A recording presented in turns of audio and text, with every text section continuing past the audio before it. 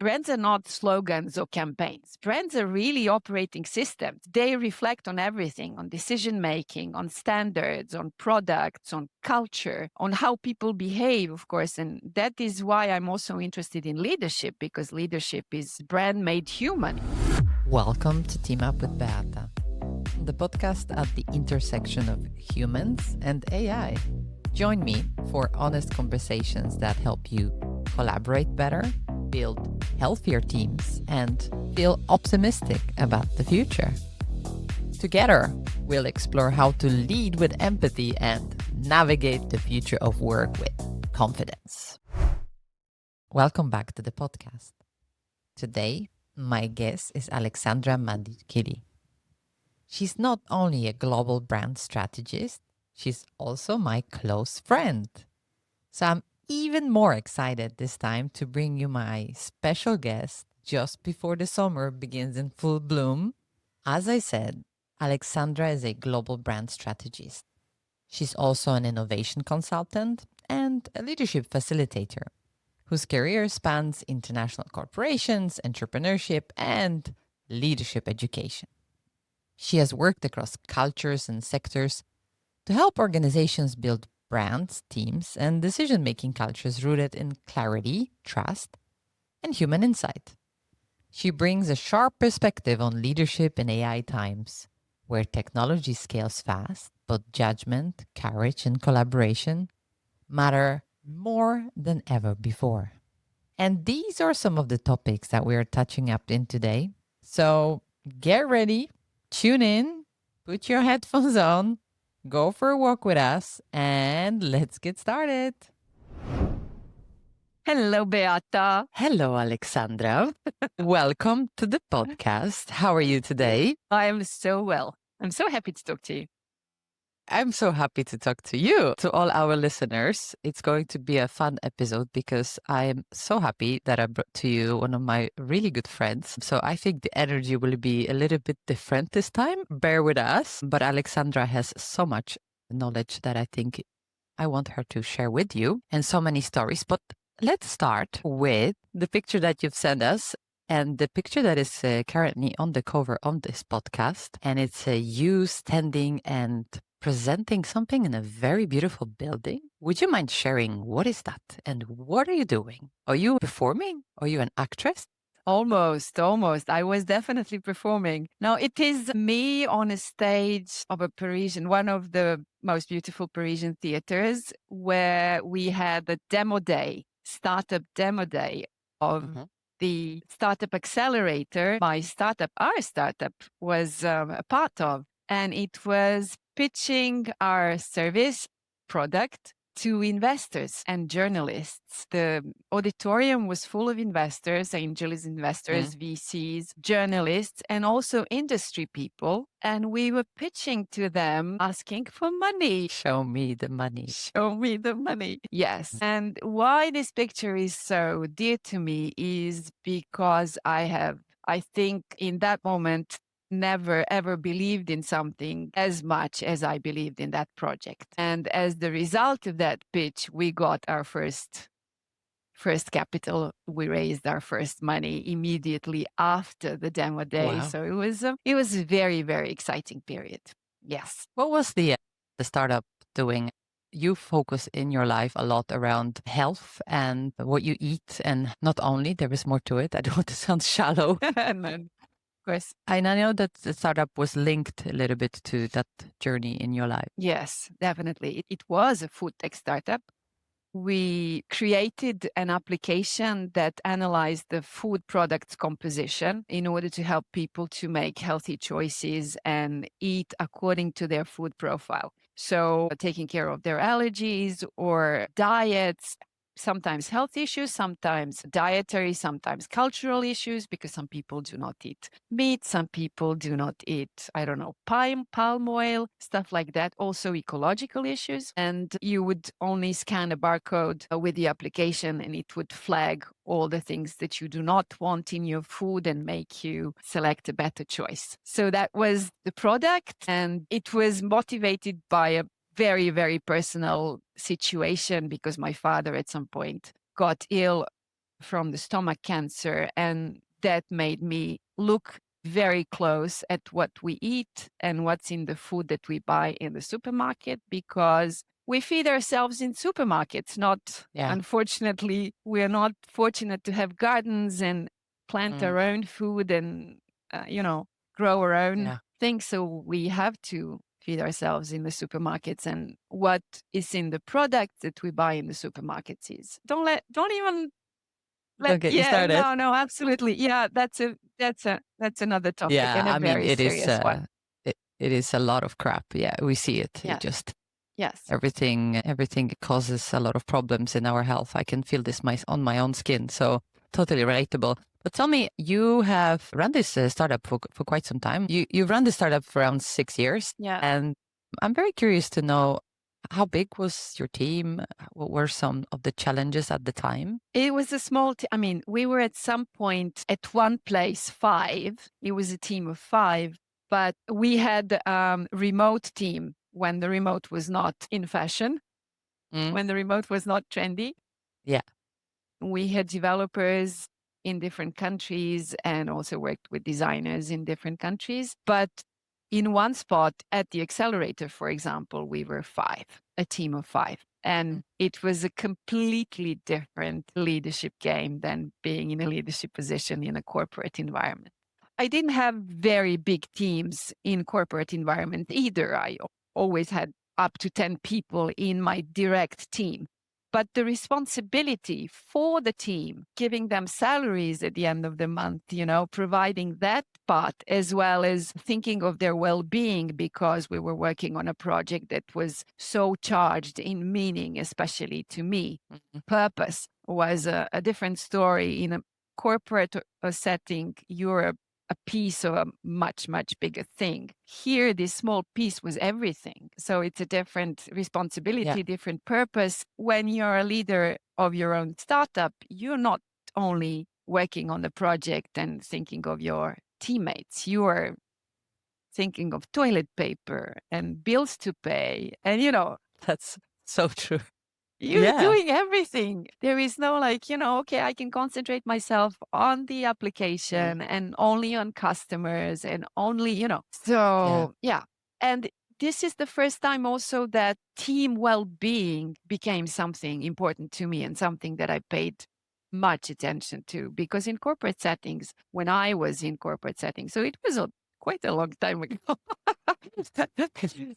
Because I worked with big international brands still, but not as a part of their organization. Well-being was not a thing, employee well-being. There were like Mm, evaluation interviews, sometimes only once a year, sometimes twice a year, but it was about results. It was about, did you earn your bonus or not? It was not about how do you feel and how are your coworkers and what can we do to make your life better so you can do a better work. And I think yeah. that's the idea. I believe that that's the most important role a leader should have today. Yeah, that's true. I mean, the words such as burnout wasn't even on the agenda, No, acknowledging that, not or much. No, I mean, of and that's course, but recent. yeah, that's Yeah, very recent. that's very recent changes we have done in our world. You've moved between different corporate roles, entrepreneurship and leadership development right now that you're working with. What did each of these environments teach you about people? Ooh, that's a good question. It's true. My career was not much of a ladder. Mm. It's more like a migration pattern. Okay, I love that migration pattern. Yeah. Like the okay, I was not, going up the ladder at all. I mean, I come from former Yugoslavia, but I lived abroad for more than half my life now and in different countries. And also, I moved between corporate organizations, really big ones, and entrepreneurial, startup, because I was a startup founder, and consultancy, and now most recently leadership education. So very different settings and different cultures, because most of my career was in France, so far in Paris, which is a very different culture from the yes, Stockholm one. It's not it's that you're in right now. Yeah, Yeah. exactly. So 3 things. First, identity is not fixed. That's Mm. what I learned, and that's very important. and people change and you change, and it's good to change. Second thing is that trust is never automatic, ever. You always have to work for it. You always have to earn it. And the third thing I think is that collaboration will beat competition every time, every time. I love that. It's almost like collaboration eats competition for breakfast. The new quote. You can say it like that as well. But I mean, and the more I progress, the more I see it. It's just I don't see the point in competition in any shape or form. People Yeah. say that when we are competitive, I mean, like humans are, and if we compete, we progress. But I don't believe that. Every time I worked with someone who's smarter than me, rather than compete with them and trying to, either outsmart them or be whatever more than them, it led to nowhere. And every time I found a way to collaborate, we did such amazing projects. Honestly, every time in any setting. One could argue that creating brand strategy, and you're the expert, not me, so you tell me. One could argue that working with brands or being a famous brand such as Rolex or L'Oreal that you worked with in the past with, you need to be competitive. You need to stay ahead of the game, etc. All these things we hear on the media. Is that not true? How should we think of it? Well, brands compete for the parts of the market, but what happens behind the scenes, especially when I work with Rolex, was not much about competition. It was really about collaboration, because Rolex went through some structural changes working with their agencies and people who work on their strategy and creative part. And I'm not going to talk about this because it's No. not the place. But I came at that moment, I joined the team at that moment, and we worked with external creative people and internally. It's really the collaboration, creating conditions for everyone to be their most creative, bravest,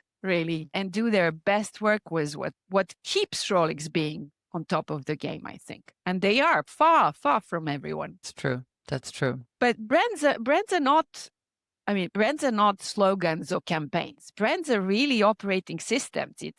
They reflect on everything, on decision making, on standards, on products, on culture, on how people behave, of course. And that is why I'm also interested in leadership, because leadership is brand made human. It really reflects what's going on inside, reflects on the outside for brands. Leadership is brand made human. Yes. Never heard that before. I love it. Now with the way the world is going, not just with AI, but with wars all over the place, people fighting not just for attention, but also against each other, countries. It's a terrifying time to be a leader. What type of leadership do you think we need in this day and age? Brave ones. I am fiercely optimistic. I think that being pessimistic is irresponsible today. The more automation grows and the more knowledge becomes commoditized with AI, the more humanity matters. The more trust matters, the more taste and judgment, taste and judgment matter. The more courage and ethics matter, the more trust matters. All these things that before we used to call soft skills are today strategic skills. And that is the thing that, all leaders should really master, rather than tools. And I don't know, ITP leaders now brag how many agents they manage in their team. And that's great, of course. I am tech savvy and I like to be on top of the game concerning AI and all that. But working with people and learn how to work with people and create conditions for people to thrive, that is the nerve of the game. That's what will make people, one organization or one brand better than another.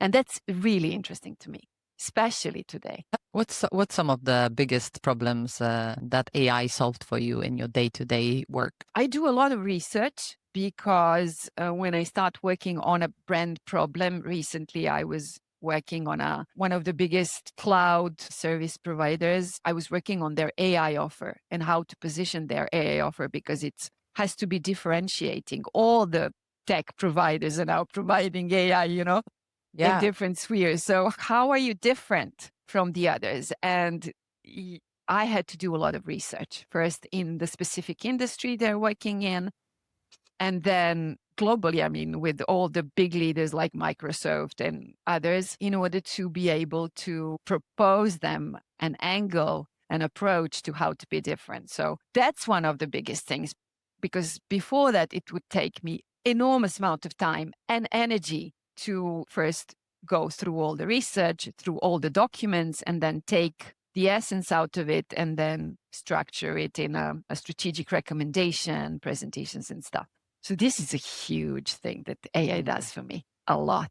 Yes. It's amazing. Yeah. Yeah. I mean, I can totally relate. In the past, you had to maybe ask around, even do your own research. Yes. And now you can, within some hours, get the effects that you didn't even think exists, right? The access to Absolutely. the information. So that's fantastic. The question is, what do we do with the research, right? In this case, how do we not just get stuck researching, right? Absolutely. But that's that's what AI can, I mean, that's where human expertise, judgment, and taste come into play, because AI can provide you with so much information and angles, but then it's up to you to decide what's the best one and how to build on it and what are your creative ideas afterwards. Because I am in my work, I need to provide creative angles and sometimes complete assets like website copies and, a complete campaign structure. So it really matters. The judgment, the creativity, the taste, knowing your own thing. I mean, being a professional in your own domain. I mean, AI cannot advise you if you do not know what you're supposed to talk about. I mean, Yeah. so that's true. I mean, I cannot shout out improvise to myself a doctor, even if I ask AI, to tell me what would be the best diagnosis for whatever. That's true. That's true. Shout out to LinkedIn and all the AI slope out there. So first, you go through different research phases, and of course, you do this through LinkedIn. But then, how do you create the alignment between the team, the client that you have? How do you make sure that they are not just applying the research, but also stay innovative and top of the game? Well, I do everything with the client. It doesn't work like I take a brief and then disappear for a month and then come back with a, complete everything strategy campaign and everything. It doesn't work like that. I really work, and you'll laugh now, agile method, Yeah. I work with them in every step of the way. I build on what they tell me. And I use a lot of what I've learned from another volunteer part of my life, because I'm volunteering as a heartful communication facilitator. We can talk about that if it's interesting. Yeah, go ahead. What is But just to finish on this, I listen a lot.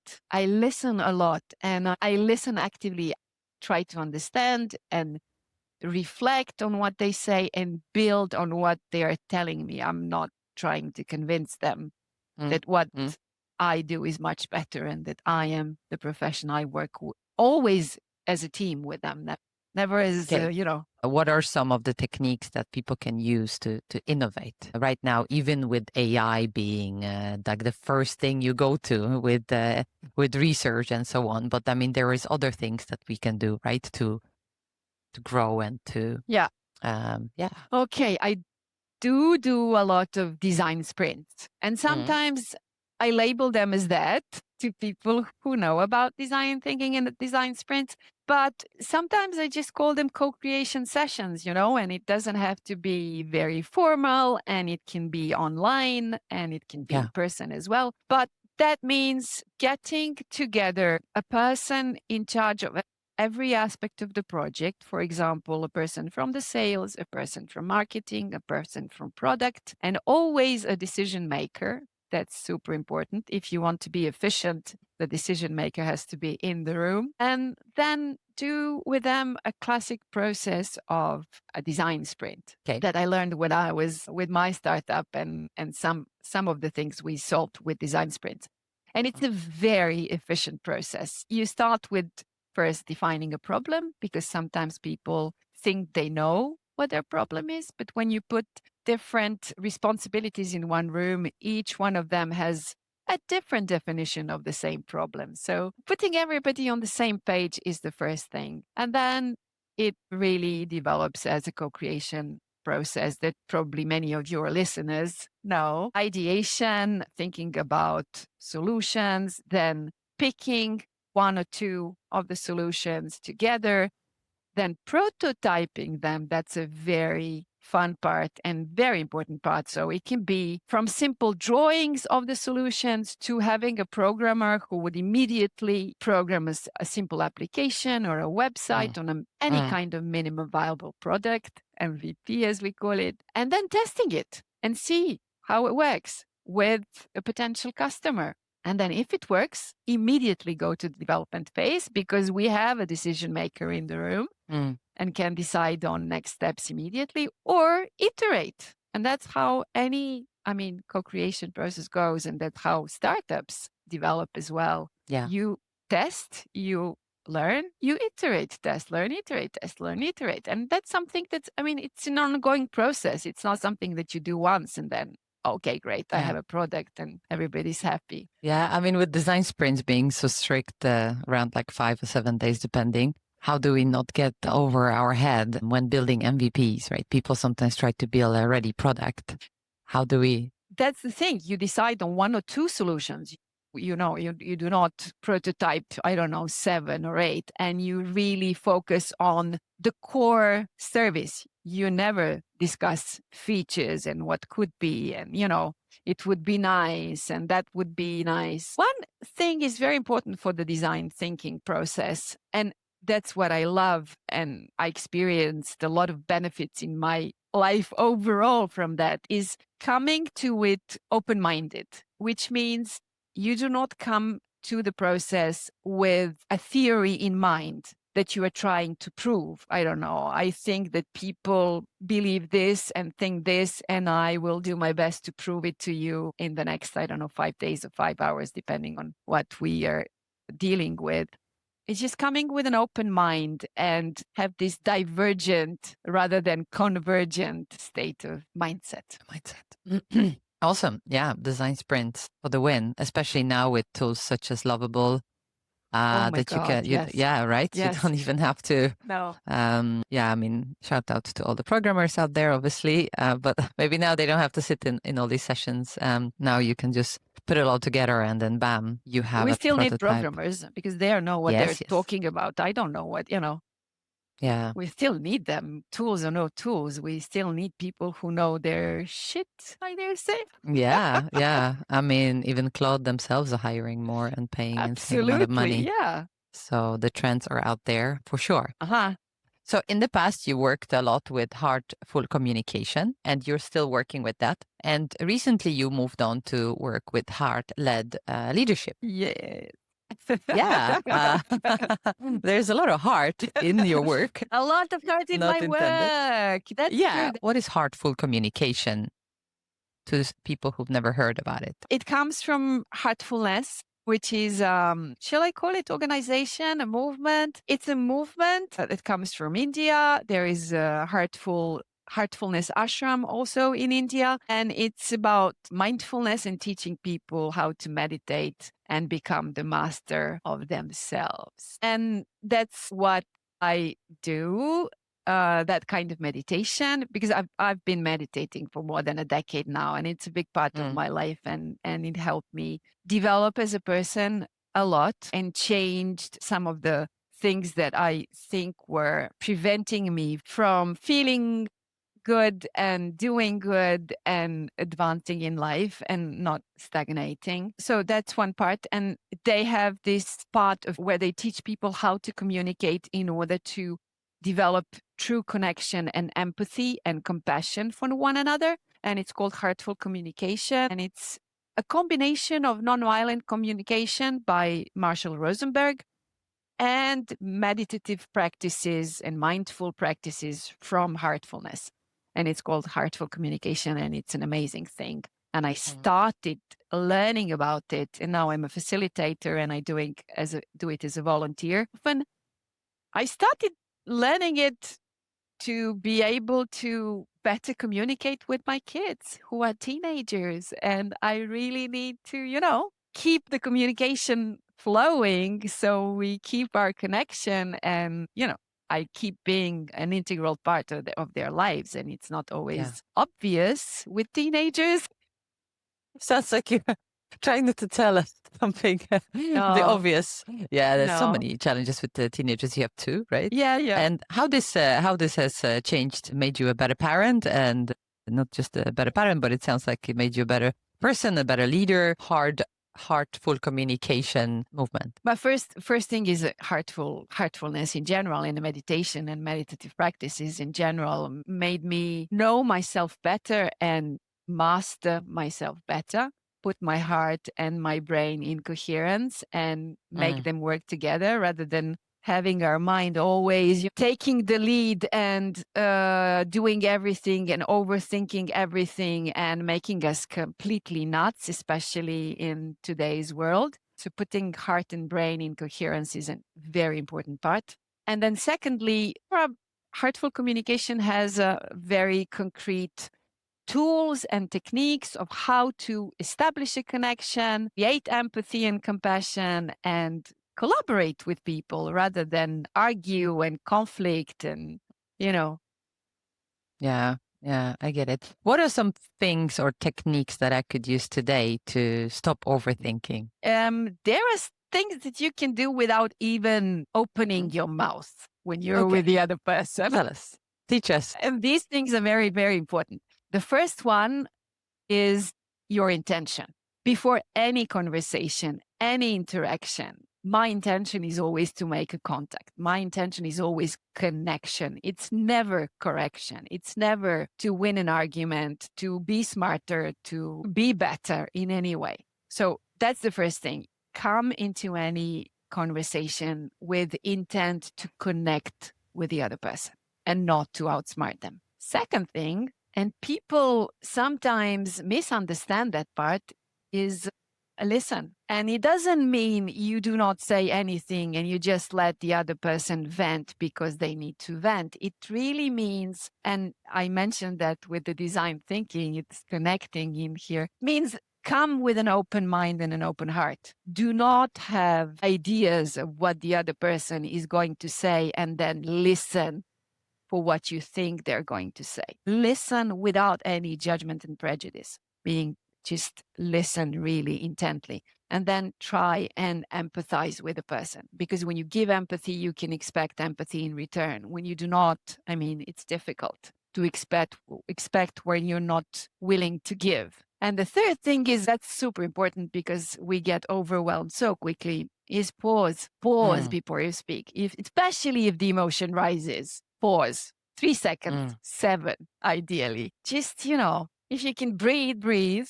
I mean, but it doesn't become very obvious. Like, okay, just breathe a bit, make a pause and think, empathize before you say anything. So 3 things you can do without even opening your mouth. Yeah, three things that are super easy to enter any meeting and with confidence. Yes, yes. Even when the other person is really getting on your nerves and you don't like them or whatever, they're just a human, and we humans have all the same needs. That's where we connect, really. We have all the same needs. It's the strategies that we employ to fulfill these needs are different. And when you Yeah. come back to the level of needs, things are easier. You can empathize better. Beautiful what you're saying. I totally resonate with that. How did that work with heartful communication and nonviolent communication that's connected to it? How did that led you to then work with heartful leadership?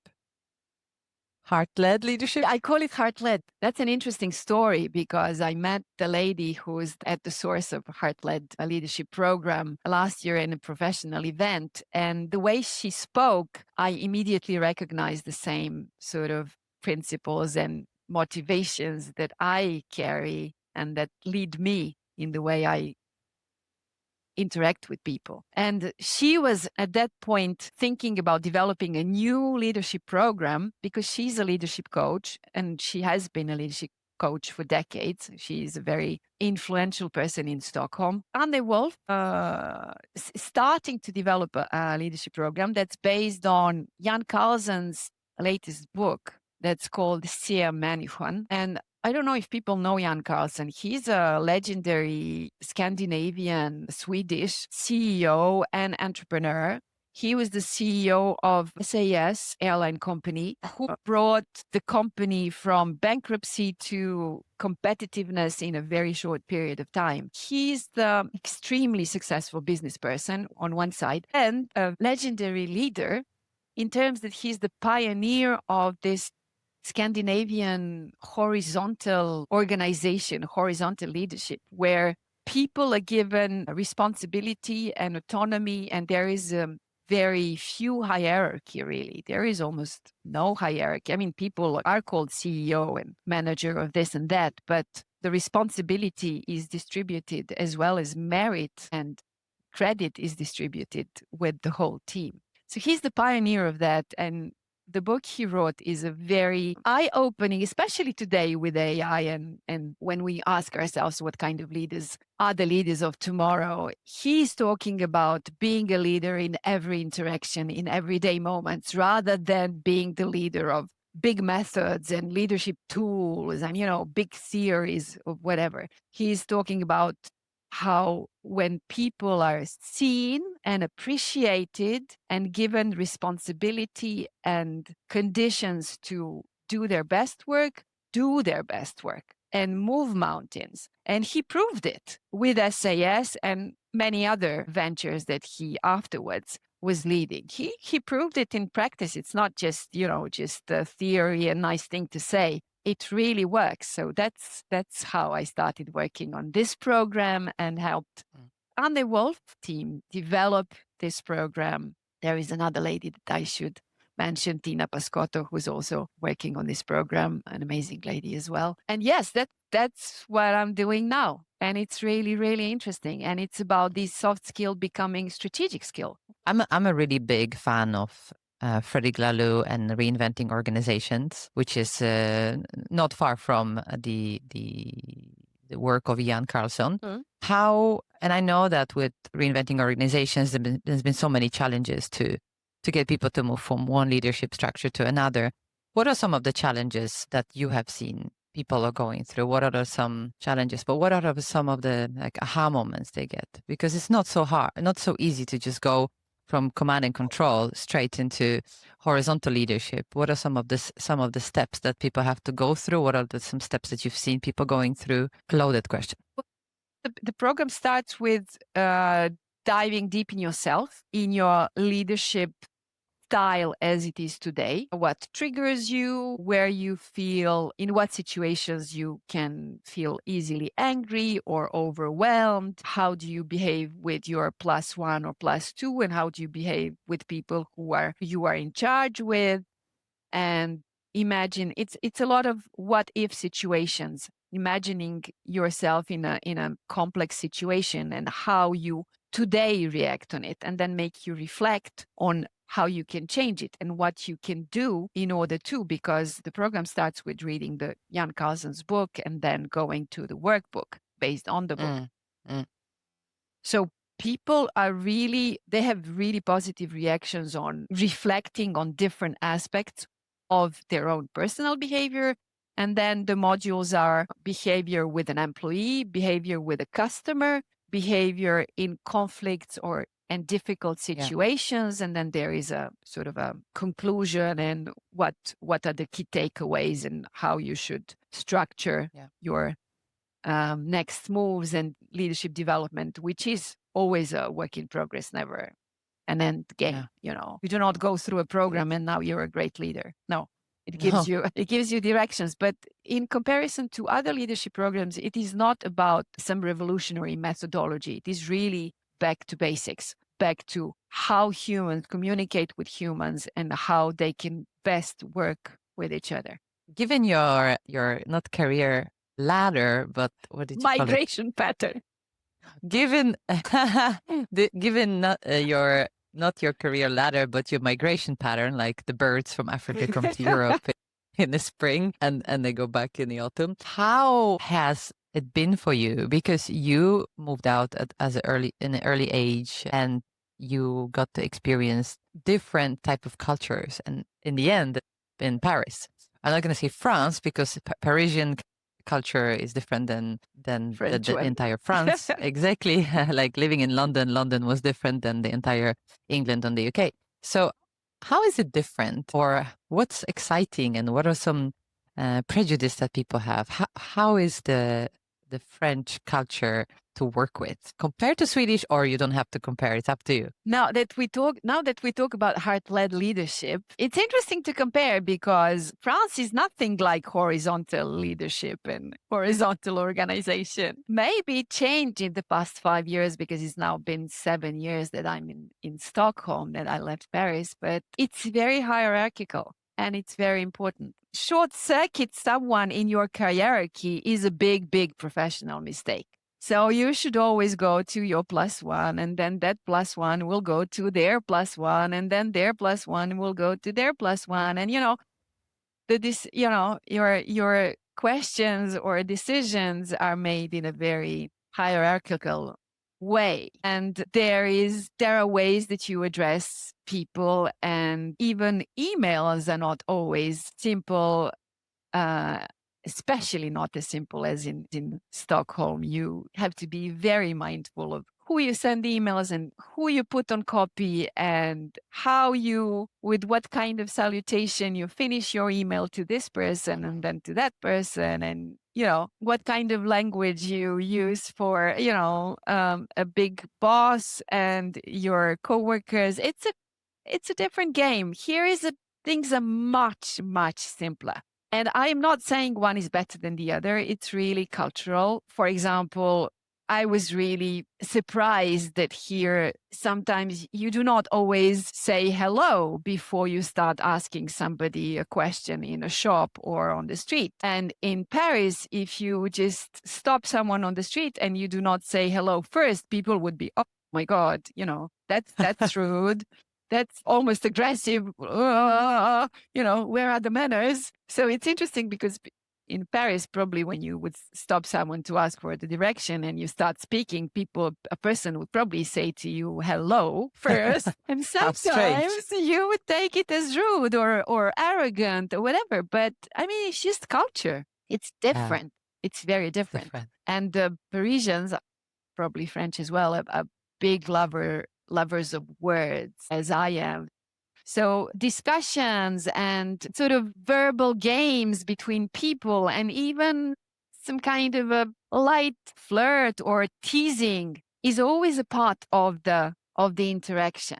So you should be prepared to be teased, and sometimes people take it personally and again think that Parisians are aggressive or whatever, or arrogant or whatever. But it's just the culture. And as in Stockholm, people do not always say please and, in every sentence of every second of every conversation, because it's implied. It's Mm, implied in their way of, interacting with people. yeah, But to yeah, some others, to me, when I first came, I was like, okay, these people are a bit too direct. yeah. But then you adapt, you understand why, where it comes from, why they do not use in France. It's a very there is a big distinction between tu, which is you, like your friend, Hmm. and Hmm. vous, which is an older person or a person of authority or a person that you do not know, which poses a slight distance of respect between the two persons. In English, it doesn't exist either because, I mean, maybe it exists, but it's you, so you do not. You can say sir, or yeah, Yeah, that's about it. Yeah, yeah. Mm, exactly. But in Sweden, it doesn't. Everyone is on the same level, if I may say so. yeah, yeah. That's true. Do you have some stories from work? Some stories of like some mistakes made due to like. Yeah, I had a with one of my bosses. All my female bosses, my women bosses, were great people. I mean, in terms of leadership. Mm, mm, And I really learned a lot, and they were really having our backs all the time. And it was they were great to work with. But I had a male leader who would, and I was the only woman in his team at one point, a CEO of a big organization, and I was working directly with him. And he would, for example, sometimes ask me to leave when the other of my male colleagues would be in the room so that the big boys can discuss big business. What? In Paris? In Paris, yes, but it would be really, really discreet because he would not ask me. He would look at the door and look at me. Was it 1800? Wow. And Okay. I would know that it was my cue to leave the room, to make an Wow. excuse and leave the room. So yeah, there were Yeah. things that Old fashioned, uncomfortable. Yeah. I don't even know Interesting. what to call this kind of, Yeah. but I don't really think that the person was conscious Mm. of the, I don't know, can I call it disrespect, even Yeah. damage that he was Yeah. making? Yeah. Not only I was not given the conditions to succeed, but I was even considered as maybe not in my place Yeah. in a room with 3, 4 men who are discussing big business. Yeah. This feels less of a question of culture and more of a question of what is some of the best bosses you've ever had versus Yeah. the ones that you didn't. But I'm not sure, can that happen in Stockholm or you've been in different Mm. organizations as well, so you know how it works. It can. You I can? think it's less cultural and more. I mean, I'm not sure if someone can point out the door, but never seen that happening. But there is certain elements Yeah. Not of pointing it with yeah, with the look. Yeah, never seen that before. Yeah. I've never seen that before. No. So if someone is stepping into a leadership role for the first time, what would you say is the way to start it, given what you know now? I mean, obviously you started in a different leadership model. Now you're a big fan of a certain leadership model. But if someone didn't have this experience baggage, what would you say would be the best way to start? start with heart-led leadership. No, the best way to start is start with yourself first. Get to know yourself. What triggers you? What makes you tick? What makes you happy? What makes you sad? What are your behaviors and habits and sort of knee-jerk reactions when you interact with people? Start to learn that first. And the second thing is, as I said, learn how to give empathy in order to be able to receive empathy. So there are, different methods. People employ different methods to learn about themselves. Some people go to therapy. Some people meditate for a long time.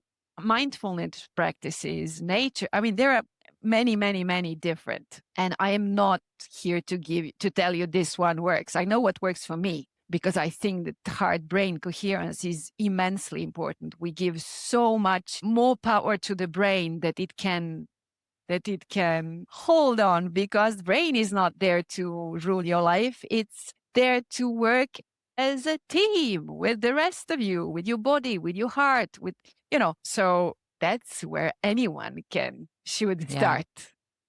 Yeah, that's beautiful. I love that you say it. So many leaders have worked with a coach. It's a lot about that, but then others are jumping into the role because they've been promoted. Yes. To be, especially in engineering, when you were an engineer and now you're an engineering manager, because that's your step up in the salary. But then you focus on the technology, on the latest and the greatest. But then stepping into the people, I can see people struggle about that. They struggle a lot. And it's normal because nobody teaches us how to be with one another. And I think that's the most important thing, how to be with one another, how to collaborate, how to interact with one another. Honestly, the leader is not there to have all the answers. No. But then if they are not in alignment with themselves, they will be quite explosive and Oh then my a lot God. can happen, right? Absolutely. For sure. What is some of the mistakes that you made early in your career leading people, or All mistakes you can think of. so many mistakes? So many mistakes. But again, I was put in a leadership position. Leadership, it's a big word. Team lead. And, I also coordinated a large network of agencies, more than 50 agencies around the world. At some point, they were not I was not their direct boss, but I was daily working with all of them. So, and I was sort of projected in that role without anything. And especially in the time where, again, well being and creating conditions for people to work well was not a thing. I mean, there were results. You had the sort of a financial objective, a business objective, and that was it. That was your goal. So, of course, I made a lot of mistakes, not counting in human factor, but only thinking of pushing people more and more and being there micromanaging people so they can reach these objectives. But micromanagement is, in my view, only the reflection of my own insecurities and my own lacks and, a lack of trust, a lack of capacity to delegate, to trust the other person to do their job. And it's also something that you learn with experience working with people. You cannot know that. Maybe it should be taught in school. Yeah, that's one thing that I like Yes. about Swedish education system compared to the French one. There is more attention to that part. Working together, collaboration, problem solving, this what again we call soft skills. I really don't like that. It's strategic skills, people. Strategic. More attention to that in Sweden than in France, which is a really good thing. Yeah, that's amazing. I'm a big believer if we collaborate, we can move mountains. We can Yeah, move mountains. absolutely.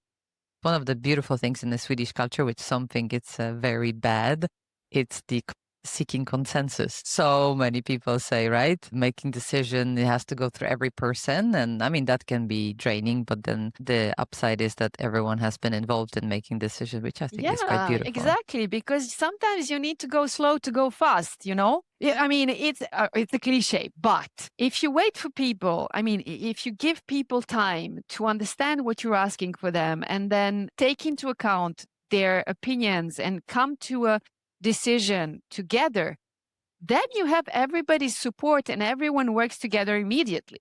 Yeah. Situations where the boss comes up with the decision and then struggles all the way with getting everybody on board and has discussions and people not rebelling, but not giving their full attention and 100% in working towards a goal when they do not believe in a goal, when they do not agree with a goal or objective or everything. So in that sense, you have sometimes to go slow to go fast. Yeah.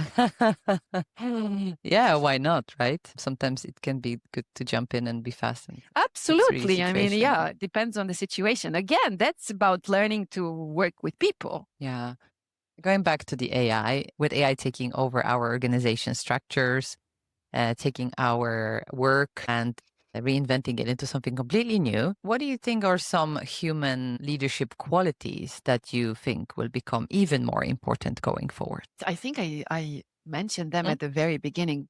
I think courage and trust are the big ones. Ethics is really one of the biggest ones. Decide what is valuable and what cannot be traded in the race for AI. And then, of course, all the things that are on the creativity, imagination side of humanity, which is taste, judgment, creativity, of course. Because what I'm thinking is that the horizontal leadership is such a beautiful idea, but as we going forward with more pressure on AI, on delivery of the AI, of humans co-working with AI, there will be more and more sort of command and control, more of a micromanagement approach. Do you agree? Or do you think that, given that people are actually excited about this, there will be some sort of revolution and we are going to be a bit more human? I'd like to believe so, but what do you think? I have no idea, to be honest. I know what's worth fighting for. So I really think that we should not compete with the machines in that sense, because knowledge is commoditized. Products can be made in a second. So what really matters is, again, trust, ethics, judgment, people working together in order to use these amazing tools in the best possible way for the benefit of the community, of the city, of the organization, of the country, of the planet. So that's my ecosystem. that's the only thing I know. What's worth fighting for? What's worth? Is that what gives you hope for the future? I am, again, fiercely optimistic. I refuse to be pessimistic, even in today's, context when we know what's happening in the world. And I am not ignorant or uninformed, but I think really being pessimist and just giving up and saying, anyway, I can't do anything, that's not true. Everyone Yeah. can do something. The thing that you can do is learn about yourself and learn how to collaborate with people and show empathy and show compassion and, be human. Now, that's the most important thing, isn't it? Yeah. If we're not human, then we are robots. Absolutely. And there are some really crazy smart robots out there today, and they're getting smarter and smarter. They're getting smarter. So let's use them into become our cleaning assistants and, and not into replacing us in the Yeah, same way. make our lives better. But let's not be so tangled up that all the things that we've done, let's not be resistant to change, perhaps is the Oh, yeah, that's a big one as well. Resistance to change is just not viable. Doesn't not work. viable. No. You yourself have gone through war. Mm.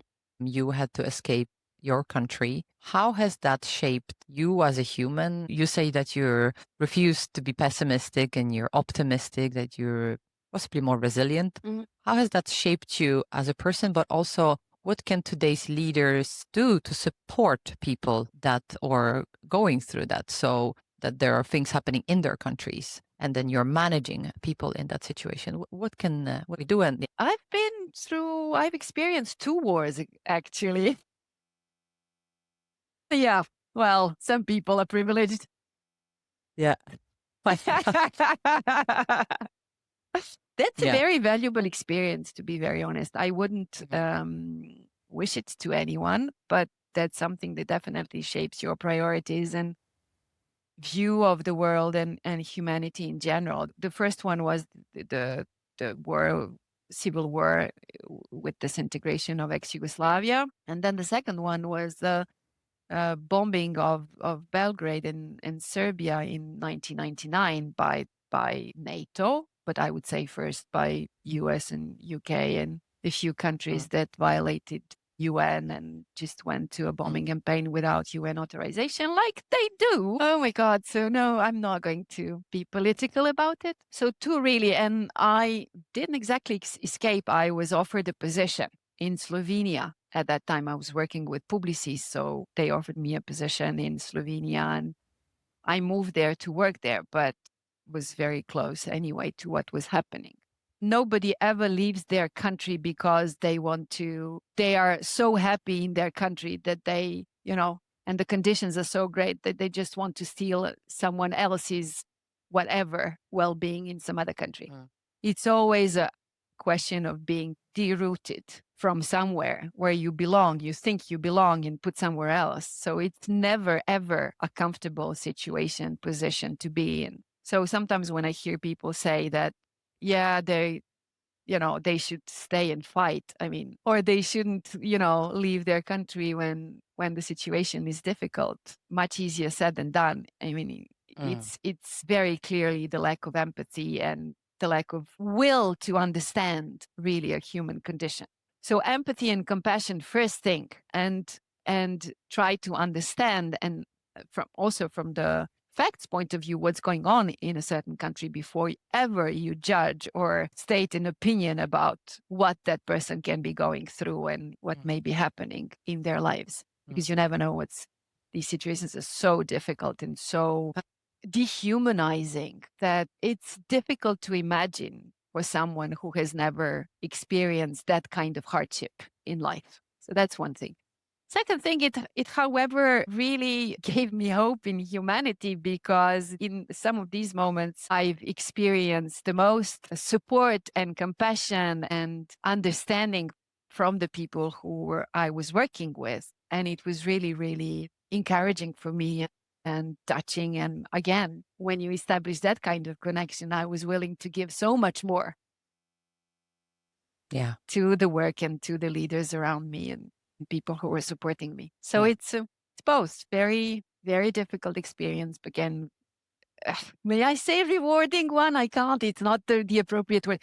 And of course, conflict And argument never, ever, ever bring a solution, ever. And war never, ever, ever brings peace. Whatever people may say today. I mean, I'm so fiercely against war and rather pro peace and collaboration. War never brings peace. War never brings peace. And if I'm managing employees today that their families are going through the hardship, their families are stuck in the war, and they themselves are outside of the country, what can I do? I'm sure you don't have like a straight answer, No. but what would you wish? First, human support, understanding, empathy, compassion. Listen to them, help them in everyday things. Sometimes the smallest things that we live every day by are the most important. Help them with basic stuff. Treat them as humans. Yeah. Don't expect magic. No, yeah. Do Friday. not treat them as burden. They did not want to be here and burden anyone ever. So, Deep stuff. Thank you for sharing this. I think it's very now and very important for us to understand that there's been conflicts in the past, and sadly there will be in the future. And the only thing we can control is ourselves right now. Hopefully not. Everybody come to a heart-led leadership program and learn. Yeah, exactly. Thank you for today. This was amazing. If someone wants to learn more about you and your work, what's the best way to connect with you? What's the best way to find you? I think in Sweden for work, LinkedIn works best. That's what people tell me. That's what I sort of experience every day. So I guess LinkedIn, I reply to messages. Nice. Fantastic. Yeah. We will leave this in the show notes also, so you can connect with Aleksandra on LinkedIn and perhaps continue conversations, ask more questions that you think were not asked, or you wish, you're in a situation you want to sort of learn more about Aleksandra's work. So yeah, thanks. Thank you. It was really, really lovely.